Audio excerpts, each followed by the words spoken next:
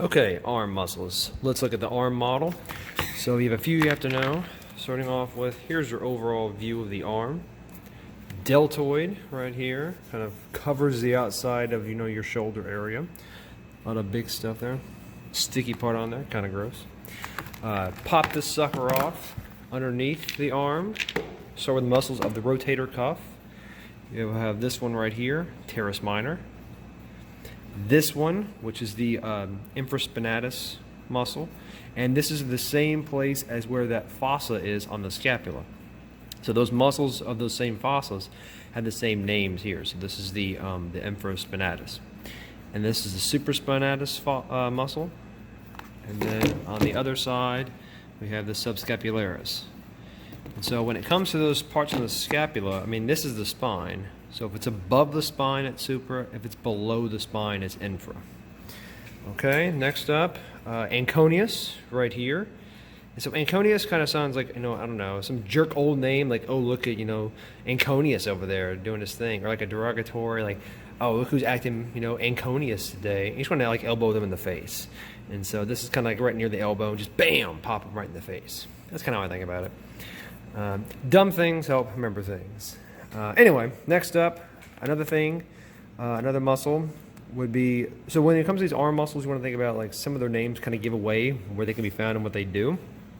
And so the next one is going to be the Extensor Digitorum, and it's going to extend the digits. So think about what it means to extend a joint. And so you'll find it on this back side right here. So this muscle here is the Extensor Digitorum. And so when it contracts, it's going to pull the digits up to extend them from this position to that position, extending the digits. And so that's what that name literally means. Anyway, going back up to the top, finish up the upper arm first. We have a classic biceps brachii. So that's there, biceps brachii. On the underside, the triceps brachii, and if flip it over on this view, it's back there, triceps. And then in this middle one here, this is the brachialis. So you have the biceps brachii, brachialis, triceps brachii. So you have to make sure you say brachii at the end. If you just say biceps, that's not the full answer. It needs to be biceps brachii. So it's a little thing, but it's how it goes. Next up, let's look at some, since we're already here, so a muscle that controls the palm, so the palmaris longus.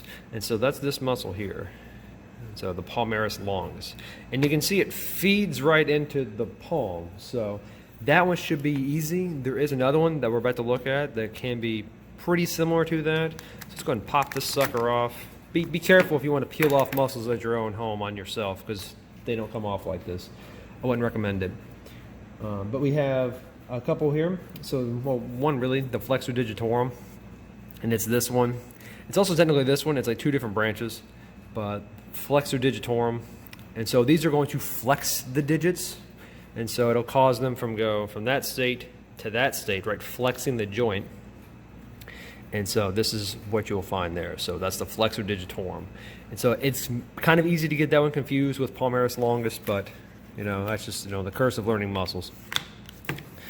Anyway, next up, we have a couple motions that you can make with the arm. Supination Pronation. And so supination is where you'll want to try and take your arm and turn it that way to the supination, while pronation is rotating more towards like that. An old movement you learn when talking about the joints. And so you have muscles that control those movements. And so the Pronator Teres is right here. Right, Pronator Teres, and that's going to cause pronation. So it'll cause your hand to shift from here to here. Now on the flip side, you're going to have the supinator, because that's going to do the opposite effect. And so on this side, we do have the supinator, and that's right here. So this is the supinator.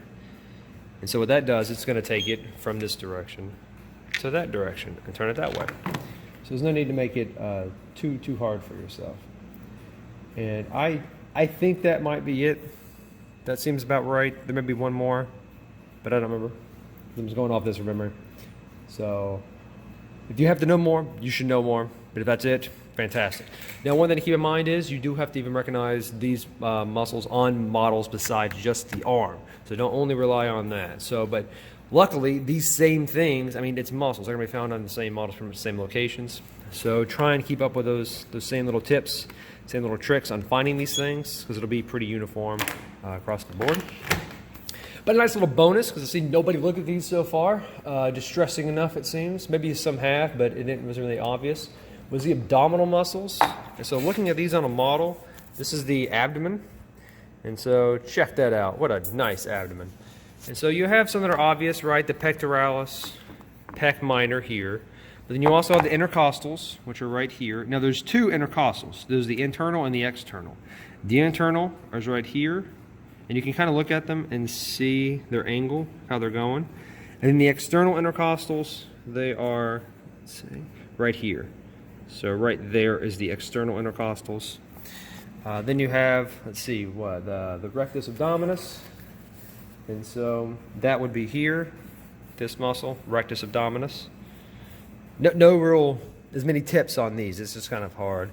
The serratus anterior, though, is kind of easy because this one looks like serrated edges right in there. It's like teeth, kind of. And so that's the serratus anterior. Then you have the external oblique and then the internal oblique. Now, that's pretty hard to tell apart. But this one has the serratus anterior shown, and then it's like, oh, right next to that, external oblique. This has that serratus removed, so it's showing you it's a level deeper. And so this is the internal oblique. And then again, this is the rectus abdominus. And so we flip this sucker over, and yes, you can do this. You might see these on the practical. Transverse abdominis, this here. So this muscle here, transverse abdominis, and it goes all the way across. And this is what stuff that people really never ever look at.